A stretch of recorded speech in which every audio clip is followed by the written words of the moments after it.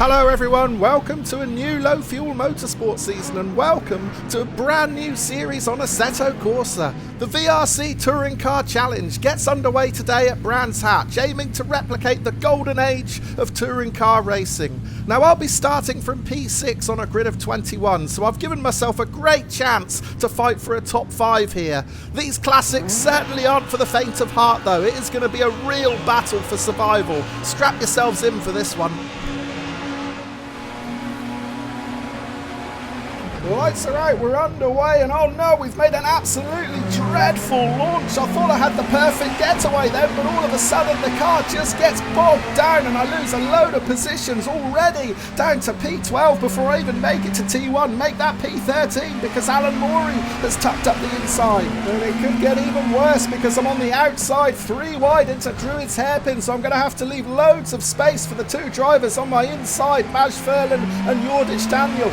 And there might actually have been contact between the 2 of them because I've managed to hold on to this 13th position as we approach Graham Hill Bend for the first time. So yeah, what a disastrous start. We're going to come under pressure now from Furlan. He's going to have a look up the inside into Surtees. Thankfully, I'm just far enough ahead to hold on to this position. Hopefully, I'll get a better run out of the corner too, just to maintain that 1 or 2 car length advantage. I don't want to give Furlan any opportunity at all to try and stick it up the inside into Hawthorne's Bend at the bottom of this hill. Yeah, I can't believe what a mess I made at the start. I began this race with hopes of fighting for the top 5. Now I find myself down in P13. It has not gone well at all on this opening lap. So the top 5 hopes may have disappeared, but we're certainly still in contention for a top 10 here. That's what we've got to concentrate on at the moment. Into Sheep Curve for the first time. It looks like Alan Morey has got it wrong. Morey has exited to the right, so that's 1 position back. We're up into P12. I did have to lift off the gas just slightly there when I saw Morey spinning. That is going to invite Furlan to attack. So I'm going to stick to this tight line, take the defensive route into clearways, make it difficult for Furlan to pass. There's contact with Furlan. I think that was actually on me. I just slid out into the centre of the track and I didn't really give Furlan anywhere else to go other than into the back of me. Right, that's lap 1 done and dusted. Into Paddock Hill Bend, starting lap 2. I'm just keeping my nose in front of Furlan for now, but it is tight. 2 cars out into the gravel to the left. They're rejoining. We're going to get past one of them. That was Sasso Urovic. I just had enough speed to get up the inside into P11. Peter Varga was the other driver involved in that incident. He is now directly in front of me into Graham Hill Bend. Oh, there's another incident and I immediately abort that turn. I head to the grass straight away. That was the only safe way to get around, and then we get nudged back onto the grass for a second time. I almost lose it.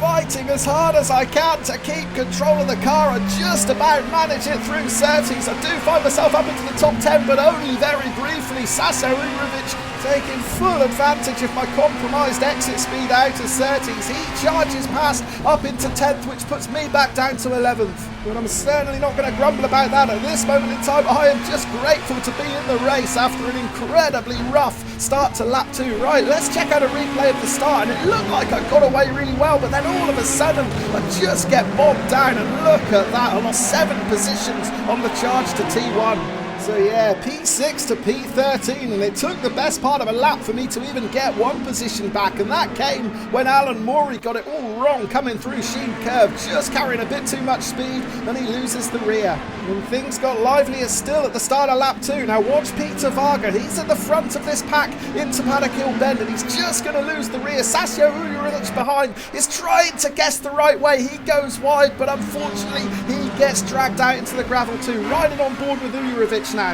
You can see Varga starting to spin, so he chooses to go left, but then suddenly that car snaps and changes direction, and both of them end up in the gravel. And still the rough stuff continued. Now watch Ryan Moonfusio on the inside into Graham Hill Bend. He just tags the rear of Sebastian Savicki. Now luckily I was just far enough back to react and take to the grass, but watch the bottom left of the screen. There's Maj Furlan nudging me back onto the grass for a second time.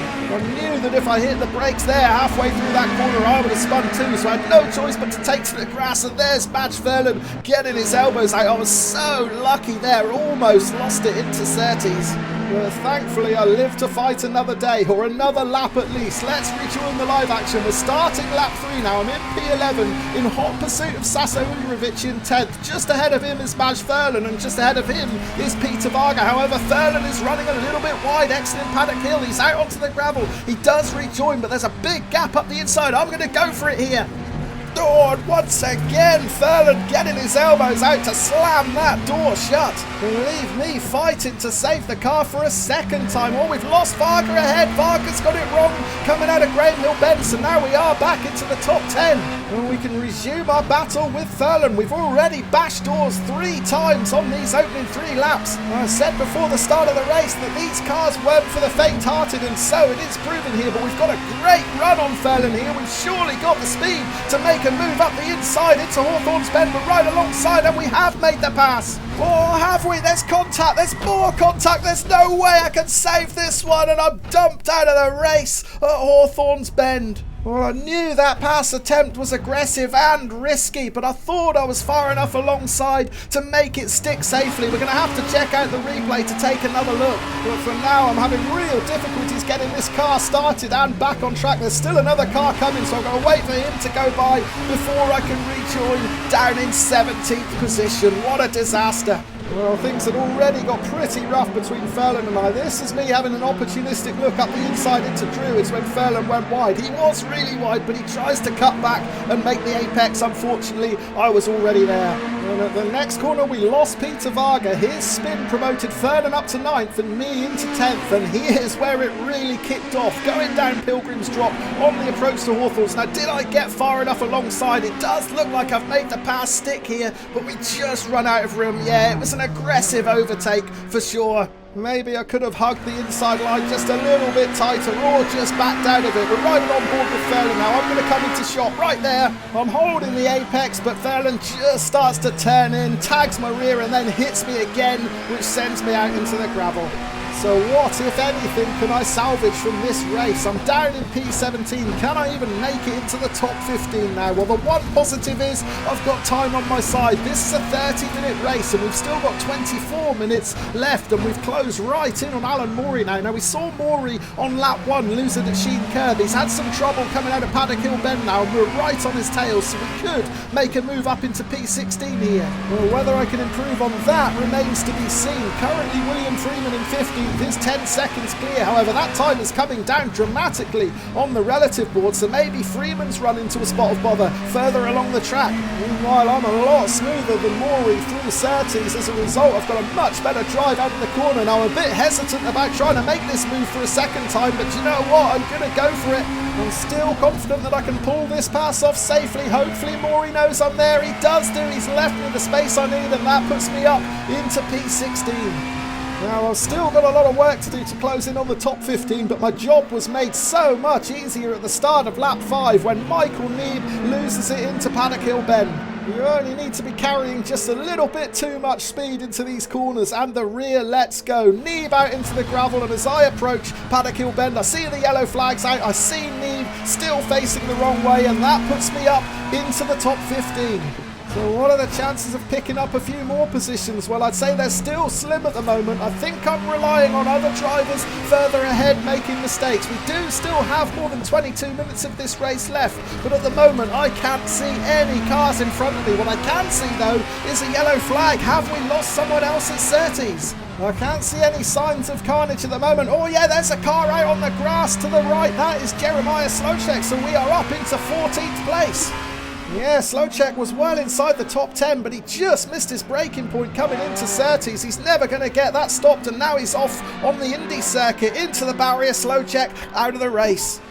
Well, there's encouraging news. Look further down the track. I can now see cars, 3 of them, 11th, 12th and 13th, locked in a 3-way battle, and I'm now just 4.5 seconds behind them. Now, I know I've got the better pace, so if I can continue to push here, I should see that gap start to come down. Meanwhile, we've lost Peter Varga yet again. Varga is having an absolute nightmare in this race. He was out in the gravel to the left, so that's promoted me up into P13, and one of the drivers in that 3-way battle ahead has also had a moment. It's Ryan Bunfasiol, and I'm now within 1 second of him. I'm going to be considerably closer now because he's made another mistake into Sterling's. I'm going to switch to the right. Oh, he blocks the line off. I've got nowhere to go. And once again, I find myself wrestling with this car to try and save it. This race is brutal. I mean, I gave Ryan a pretty hefty whack there. I'm amazed he didn't lose it as well. But as we charge down the start-finish straight, I may have the pace to make a move up the inside here. Now, I've got to be really careful to keep it tight. I don't want to nudge Ryan out into the gravel. Meanwhile, slow car ahead, that's Sebastian Savicki, so I move to the inside to get around Savicki. Ryan goes outside. We're still side by side through Druids. Ryan is not giving this position up, but he's going to have to now because we get that drive out of the hairpin and we're going to have the position into Graham Hill Bend. We're up into P11 now.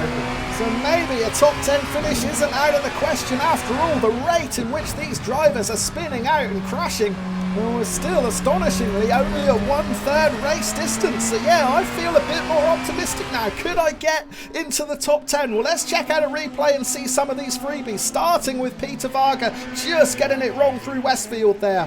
And then we saw Ryan Bunfasiol run into Sterling's, way too hot. He's out onto the gravel too. Now at this point I was sizing up a move. I decide to go to the inside, but just as I do that, Ryan defends. He closes the line off and I've got nowhere to go. But thankfully my next overtake attempt was far cleaner, approaching the end of the start-finish straight into Paddock Hill Bend as clean as you like. I tuck it up the inside and make the pass. Now we've got the added complication here of Sebastian Savicki well down on pace and in the middle of the track. Thankfully I was in the right position to go inside, and that is what helped me seal this pass. Back to the live action then. Still 19 minutes of this race to go, and I'm getting my hopes up every time I see a yellow flag come out. I'm still in P11, but I am getting closer to the top 10. I've still not managed to shake off Ryan Bunfasiol behind, but I have now got clear sight of 10th position. Oh no, it's Maj Furlan. Oh, I might need to put my gum shield back in and prepare for round 5 here, because it looks like we are about to lock horns once again with Furlan. Or maybe not, because he's running really hot into Sterling's. He's out wide. I'm going to have to pull to the left as quickly as I possibly can just to allow him the space to rejoin, and we've got past Furlan. We are in to the top 10. Unbelievable. Right, now we've jumped forward a couple of laps, and look how close I've got to P9. I'm closing in on Nordic Daniel, making really good progress here. Still 15 minutes of the race left. We're only at the halfway point. And not only am I within striking distance of Daniel now for 9th, I'm also within 3 seconds of William Freeman in 8th. So things could get better yet here. I've got the bit between my teeth at Brands Hatch. And even better, I've got no pressure from behind. We've lost Ryan Bunfasiol, and now my nearest challenger, Sebastian Savicki, is nearly 10 seconds back. Meanwhile, Daniel struggling with Sterling's there. A lot of drivers are finding that corner really difficult. As a result, I'm putting them under real pressure now. I try a tighter line through clearways. I'm hoping to get a bit of extra toe and make a move. However, Daniel's going to close off the inside line, so that leaves me with no opportunity but to go wide into Paddock Hill. I'm certainly not going to make the overtake around there, but I might be able to tuck it up the inside into Druid's hairpin. Are we close enough? No, not quite. I'm going to have to tuck back in behind Daniel through Druids. And it looks like the pair of us are closing in on 8th position, which is now Alex Master. So Master must have run into difficulty at some point because Freeman has got past him. Meanwhile, we're challenging Daniel through Graham Hill Bend. I get a much better exit. This is surely the opportunity I need to make the pass. I pull alongside. I'm going to have to hold the inside line into Surtees. It's a really tricky corner to overtake here, but we have done it. So that puts me up into 9th, but I'm not sure for how long because my tighter line through Surtees has cost me a lot of exit speed. As a result, Daniel is challenging around the outside. He's got the extra legs. I'm going to have to back out of this one. I wasn't far enough alongside to claim that inside line through Hawthorne. So now we're back down to 10th. This is fantastic battling. The battle of the race so far for me. And Daniel certainly isn't going down without a fight. Once again, I'm putting him under all sorts of pressure, but there's no way around the outside into Sheen Curve, so I'm going to have to tuck back in behind.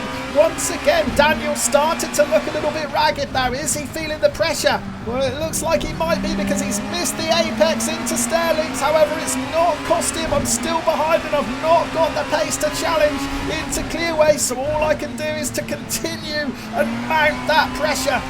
If I could just get a little bit closer, there might be the option of tucking it up the inside into T1. I'm not close enough at the moment, but I have picked up a toe, so there might be an opportunity. I've made a move to the inside. I'm not close enough, but it has spooked Daniel. He has lost it into Paddock Hill Bend, so we're now up into 9th position.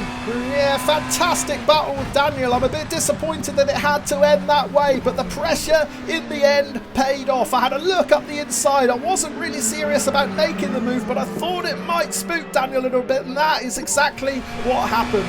Right, back to the live action, and we're just about to hit 2/3 race distance. At this point, I thought 9th was as good as it was going to get for me, but check out this battle ahead for 7th position. Alex Master and William Freeman are taking chunks out of each other, and as a result, they're slowing each other down, which is allowing me the chance to close right in. I've gained about 2 seconds on the last lap alone. And look at the pressure that Freeman is being put under by Master now. Master having a look at the inside into Graham Hill Bend. There's contact. That sends Freeman into a spin. Master just about holds onto it, but Freeman has gone, and that has promoted us up into 8th position, and within a second of Master in 7th. Well, let's check out the replay of this battle. Freeman on the inside, Master around the outside. There's no way around there. However, Master's going to have another look up the inside into Graham Hill Bend. Freeman doesn't leave him the space. There's contact, which sends Freeman out. That promotes me up into P8, and now I've got a really strong chance of getting P7.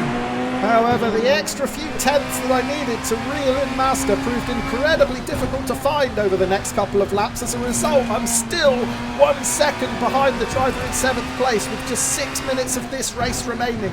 However, there are some glimmers of hope. Master is starting to look a little bit ragged in front there. We saw a big lock up into Hawthorne's Bend, and then another one through Westfield just then. Oh, he's wide now through Sheep Curve with a 3rd lock up. So maybe Master is struggling with his tyres in the closing stages of this race. He is sideways through Sterling's, and he is out onto the grass. That has given us P7.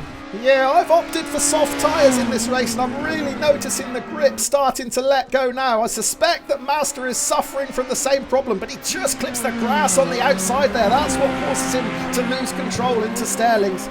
Now, as we return to the live action, you may have noticed that I've picked up a 2nd track cut warning. Now, that is going to be crucial because I'm starting to see drivers get handed drive-through penalties. So far, they've all been behind me, but as I cross the line, there's one of the top 5 that is in the pit lane. So that has promoted me up into 6th position. Surely it couldn't get any better than that, could it? Well, this is the battle for 3rd position. Sasso Uljerovic is the car in front, and he is going to get clobbered from behind as he just gets out onto the gravel exit in Paddock Hill Bend, and that was a big wreck. So as we rejoin the live action now with just 3 minutes to go, I have got a top 5 in my sights. Unbelievable.